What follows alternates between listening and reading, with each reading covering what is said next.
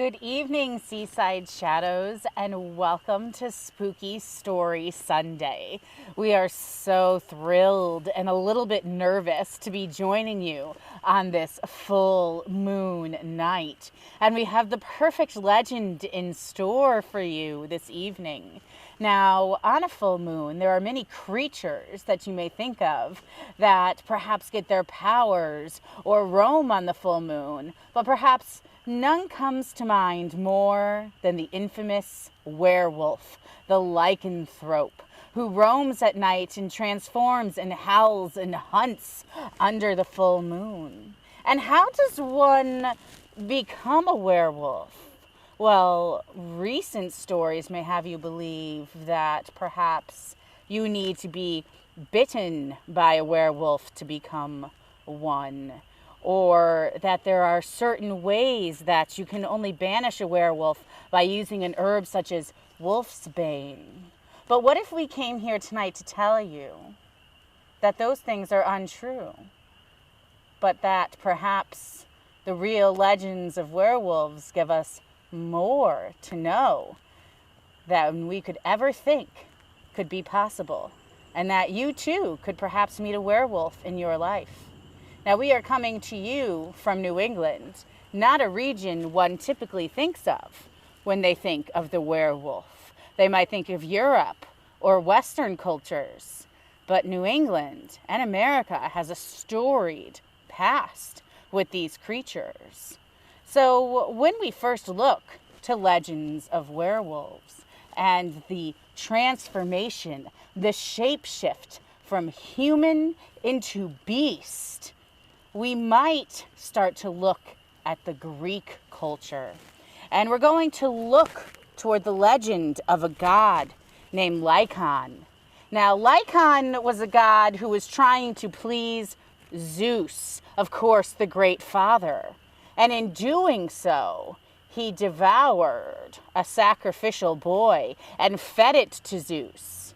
Zeus, so upset by what had happened, cursed the god to become this wolf-like creature and the father of wolves.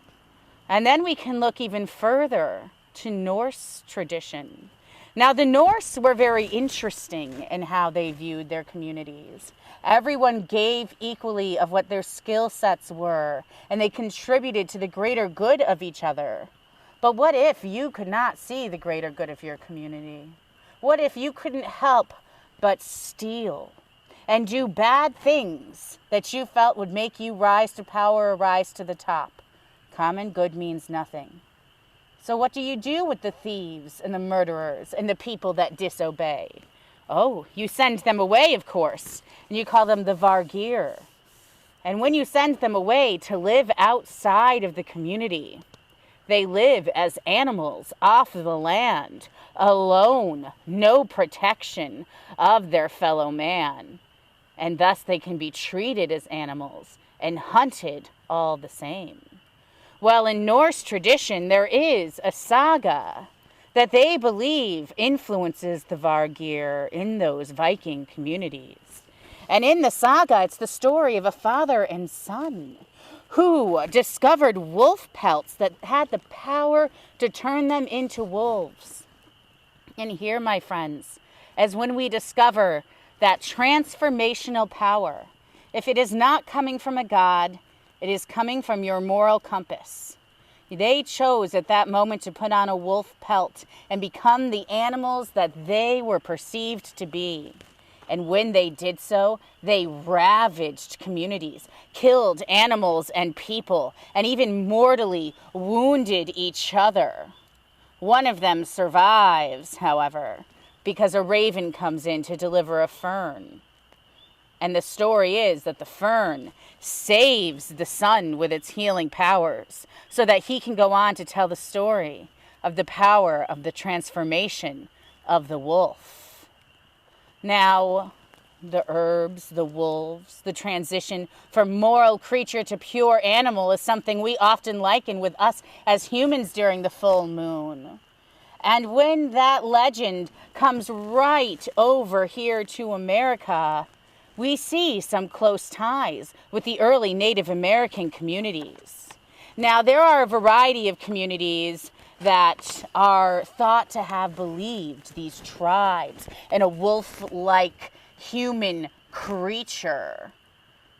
And most of them go with the Algonquin tribes of early New England, as well as some tribes out west.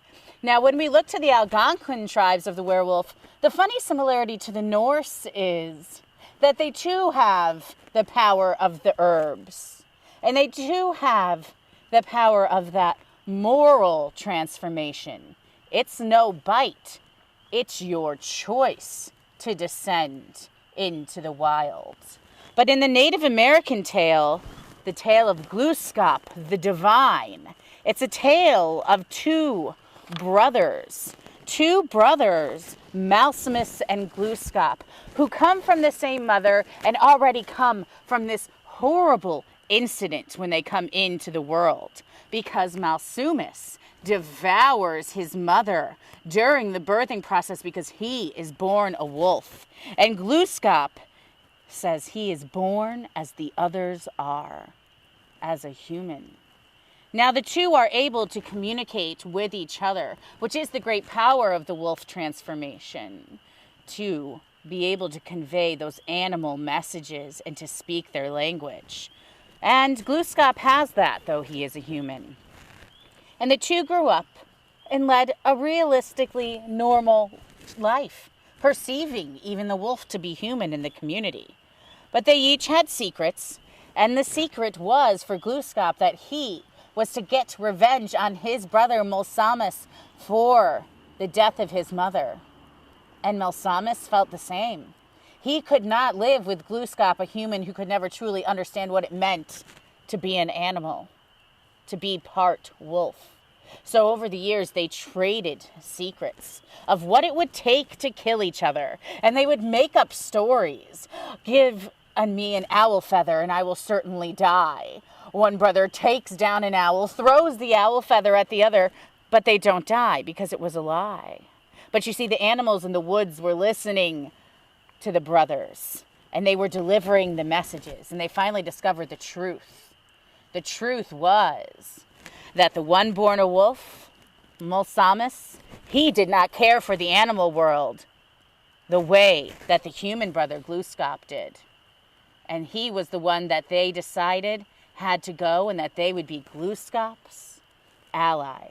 And this all actually came back to a beaver who asked for nothing more than to fly. And when Malsumsis used the beaver for his own good and didn't give him the ability to fly, that decision was made. So one day the beaver went up to Glooskap and said, "Your brother can be killed by this fern root, and so should it be." And so it was. Glooskap gathers the big fern root and throws it at Malsumsis and delivers the deathly blow. And the true secret the whole time was that it was the same fern root that could kill Glooskap. But he evades this by taking out his more evil brother.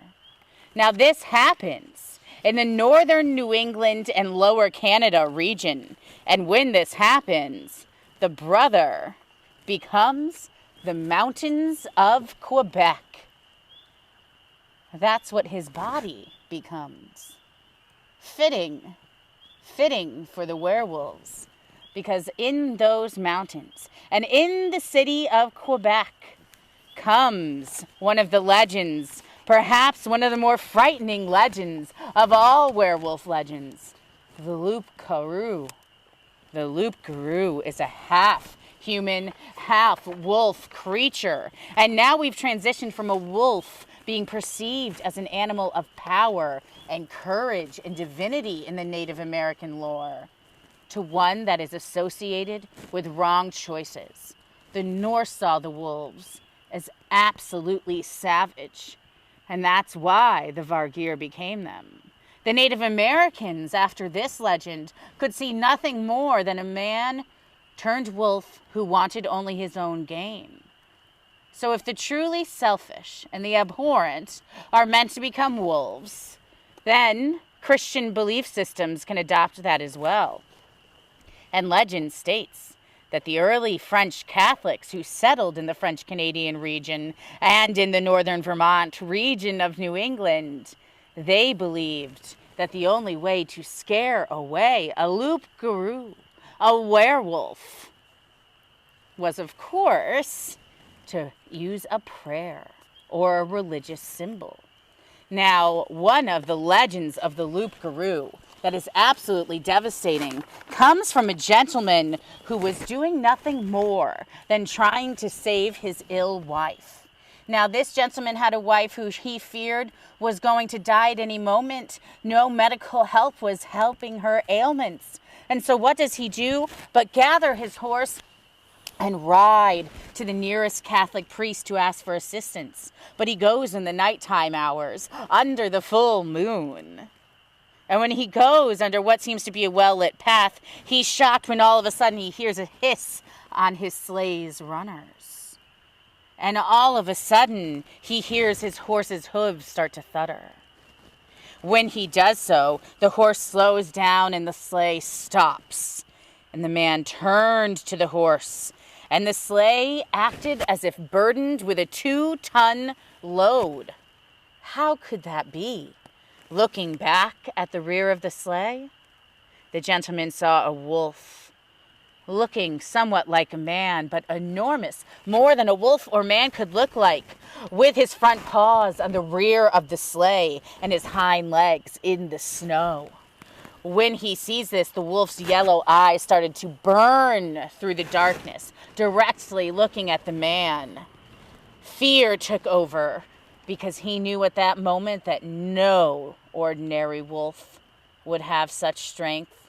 This was a creature of supernatural power. All of a sudden, the creature jumped fully onto the sleigh, and the sleigh shot forward as the horse pulled harder than ever. The loup-garou stalked to the front of the sleigh. Could the man survive? The weight was so heavy, he had nowhere to go. The wolf came over him. He searched his pockets for a knife in hopes that it would turn back into a human. But he couldn't find his knife. He just felt the hot wolf's breath on his face. By this point, the sleigh was almost at the churchyard, and the priest ran out the front door, said a prayer, held his cross, and the monster turned into a human in front of their very eyes, fled into the woods, and escaped that very night. That legend was told throughout the region that, of course, Mulsamus had turned into a mountain, the wolf himself, and that legend spread into northern Vermont and was told throughout the region to the Quebecois. But now we're in New England. New England, where the stories from the Algonquins are coming from Maine down to Massachusetts and Connecticut. There are also existing similar legends in Western culture. The werewolves are real, and they are all connected, whether you call them loup-garou or Mulsamus. They are the shapeshifters of the night. Now, as we get closer to our little region of southern New England, the Agawam Indians started to really embrace the idea of the half-human, half-wolf. And they believed that their earliest ancestors were indeed just that, the mix between our animal nature, our barbaric instincts for survival, and the moral decisions and emotions that set us apart and make us humans. It's all about those decisions where the transformation lies. But could the poor decision have followed us to southern New England? Well, legend states there is a town near Cape Ann where the werewolves do remain. Now, on nights like this, it's very easy to imagine how terrifying New England was in the 1600s. Perhaps above all else, though, you had to worry about wolves. Wolves were terrifying and attacks were often. It even leads to things like wolf stones, a local legend, which take our tour to hear more about. But this town, this specific ghost town, Not Jamestown, not any other disappearance. This one happened slow. Dogtown, as it would be eventually called, was nestled between Gloucester and Rockport in Mass.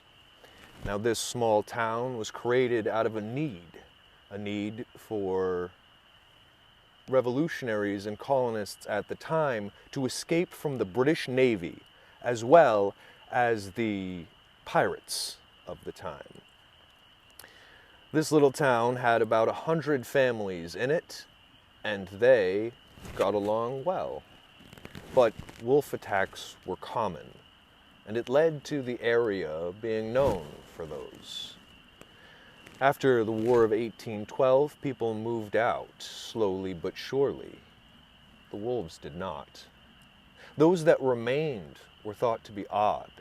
Most of them were widows or emancipated people. Those that stayed were labeled the term witch, and they really fed into it. Some, like one of the last women to leave, Daphne Archer, would even wear a wolf's tooth around her neck as a talisman, and was said to sell potions made out of slime from a snail. This town obviously had something else going on, and talk began when the widows began keeping feral dogs to protect the location. That's how they got the name Dogtown. And it further compounded the belief that not only were there witches there, but perhaps Daphne Archer even controlled or was a werewolf.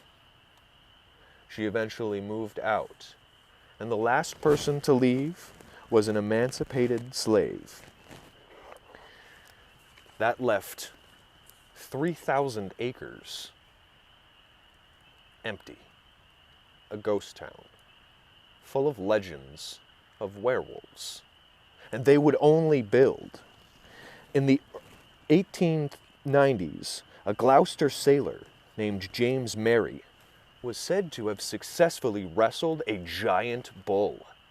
But there were those who doubted his claims. And being a very manly man, James wanted to prove himself. So he went back that night to wrestle it again.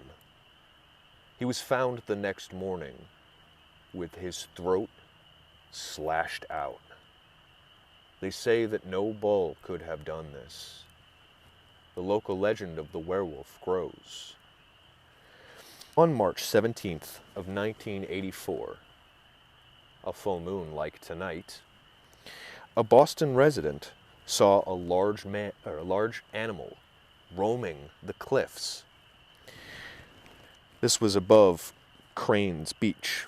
Because of the size of this creature, he thought that it must be a mountain lion. But he was later told that no mountain lions lived in the area. It was impossible. So what had he seen? Just a couple of days later, a deer is found on the beach. It is said that it is ravaged, but for whatever reason, the thing does not eat it. It's just mutilated.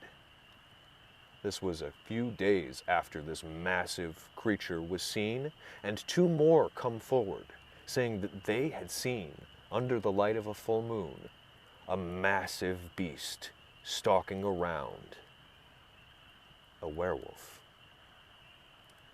Now they still, to this day, have sightings. As recent and as famous as in 2008, there were 4 college students who were in the area. They were on a hike. This was late at night, under a full moon. The 4 said they had seen something out in the forest, something large, something they couldn't explain. It seemed like it had the body of a man, but the head of a wolf. As they watched this thing, the terror grew.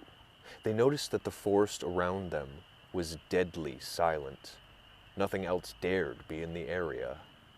and they could only hold their breaths and pray that it didn't turn their way and decide to make them its next meal. So where does that leave us? Werewolves are still very prevalent in today's culture. So they've followed us from Greece to Scandinavia to French Canada to Vermont to Massachusetts to Rhode Island. And the legends, of course, spread.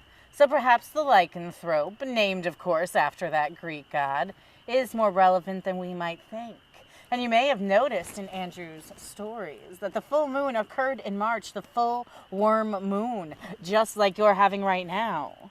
It is spring, after all, the time when the wolves come to hunt all of the creatures being born. Now, why is a wolf associated with the full moon? It's, of course, proven in hospitals that more people come in on the full moon acting crazed. The tides move to the moon. People drive worse on the roads during the moon. So if the full moon has such power, does it speak to the animal in you? Is it the night where you feel you must suspend all morality and all reason and embrace that savage beast that lives inside you? That's what legend states. When else could such a transformation take place than by the power of the moon? So be careful of yourself and those around you, lest you find yourself embracing the beast inside. Is there any way to rid yourself of a werewolf, you may ask? Well, the legend does not state wolf's bane, which we also recommend you do not ingest because it is indeed a lethal poison. But wolf's bane, legendary, can help someone transform into that of their ancestors. But only do this if you are from the Agawam tribe and you know that you are immune to the ill effects of wolf's bane, which we're thinking you're probably not, so don't do it at all from our consideration. So if wolfsbane gives them power, what gets rid of them? Is it the prayers? Is it the goodwill? Is it reminding them of their humanity? Think back to the Norse. What happens when you ostracize someone? Do they become the worst of themselves? Be good to others. Be good to yourself on this full moon. It has been an absolute pleasure to join you with the tale of this legendary creature. I am Courtney. This is Andrew.